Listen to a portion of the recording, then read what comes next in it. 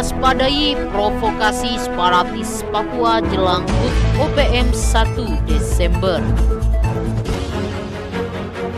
Masyarakat diminta untuk mewaspadai provokasi separatis Papua jelang HUT Organisasi Papua Merdeka yang selalu diselenggarakan pada 1 Desember.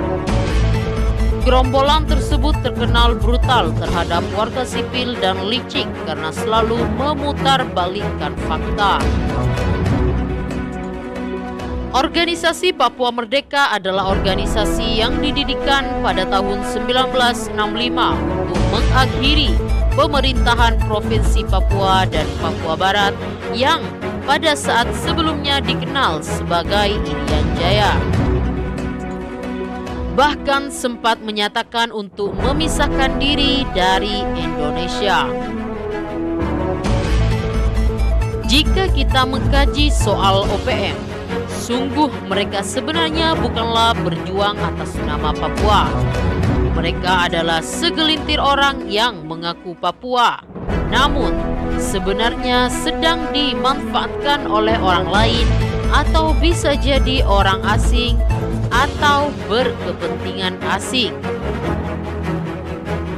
OPM juga sudah sejak lama berusaha untuk melepaskan diri dari Indonesia semenjak masa pemerintahan Republik Indonesia. Tetapi bukan hanya itu, melainkan lebih kepada ancaman dan aksi bejat yang telah ditorehkan oleh sekelompok pimpinan Eginius Koyoga tersebut. Mereka juga tak segan untuk membakar fasilitas milik negara seperti puskesmas. OPM juga tidak hanya menyerang aparat TNI, Polri, tetapi juga masyarakat sipil yang tidak tahu apa-apa.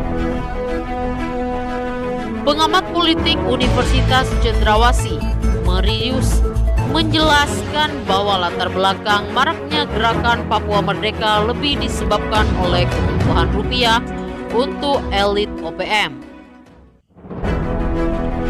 OPM juga pernah disebut tidak ingin Papua mengalami kemajuan, sehingga kerap mengganggu program pembangunan yang direncanakan pemerintah. Mulai dari serangan diduga Papua sebagai pada kerusuhan yang melanda sejumlah wilayah di Papua Barat. Peringatan HUT OPM pada awal Desember tersebut biasanya dirayakan di markas-markas TPNB OPM dengan melakukan pengibaran bendera bintang kejora.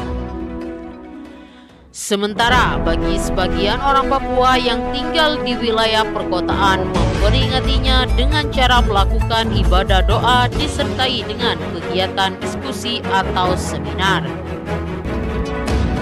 Beberapa tokoh masyarakat di sana bahwa memberikan teguran kepada sekelompok manapun yang akan menggelar aksi memperingati HUT OPM pada 1 Desember 2019.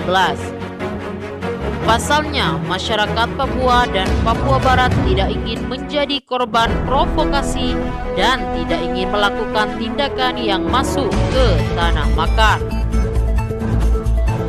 Tentu merupakan hal yang miris ketika ada saudara sebangsa dan setanah air kita ditipu oleh oknum yang tidak bertanggung jawab dan mengembarkan isu untuk terus menyuarakan referendum bagi Papua. Padahal Papua sudah menjadi bagian yang sah dan tidak terpisahkan dari NKRI dan diakui oleh hukum internasional.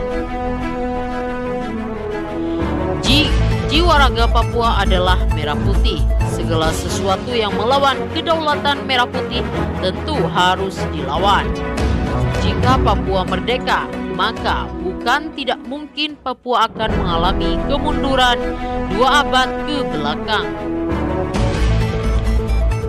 Jika kelompok separatis tersebut masih ingin melukai sesama anak bangsa dengan keinginannya untuk lepas dari NKRI, ulang tahun OPM sungguh tak perlu mendapatkan dukungan dari siapapun. Oleh karena itu, ulang tahun OPM sendiri haruslah diwaspadai. Jangan sampai para pengkhianat NKRI terus-menerus mengancam kedamaian di bumi Papua. Semua pihak harus bisa bersikap dan bertindak demi Papua yang maju dan damai. Kita tentu wajib memahami bahwa Perserikatan Bangsa-Bangsa telah menolak rencana referendum Papua dan memutuskan Papua merupakan dari Indonesia yang tidak bisa diganggu-gugat. Keputusan tersebut disampaikan oleh Duta Besar atau Wakil Tetap Indonesia untuk Perserikatan Bangsa-Bangsa Dian Triansyah Jani di Jeneva, Hasan Philipp. Pada 10 September 2019 di New York, Wakil Tetap Indonesia untuk PBB di New York, Dian Triansyah Jani bertemu dengan Sekjen PBB, Antonio Guterres, untuk membahas perkembangan situasi terakhir di Papua dan status kedaulatan Papua dari sudut pandang PBB sebagai kebijakan program pembangunan di Provinsi Papua dan Papua Barat yang ditujukan untuk mengurangi angka kemiskinan yang tinggi, mengurangi indeks kemahalan dan pemerataan sarana pembangunan infrastruktur. Terbitnya Instruksi Presiden Nomor 9 Tahun 2020 adalah salah satu payung hukum terbaru dalam upaya lebih mempercepat kemajuan pembangunan di tanah Papua. Pada era pemerintahan Presiden Joko Widodo, perhatian dirinya terhadap Papua semakin besar. Salah satunya adalah peran Jokowi yang terus memperbanyak pembangunan infrastruktur dasar bagi pemenuhan kebutuhan warga lokal orang asli Papua. Jelang HUT OPM, kita harus menyadari bahwa provokasi dari OPM untuk lepas dari NKRI masih tetap ada, sehingga kewaspadaan mutlak diperlukan jelang HUT OPM pada 1 Desember mendatang.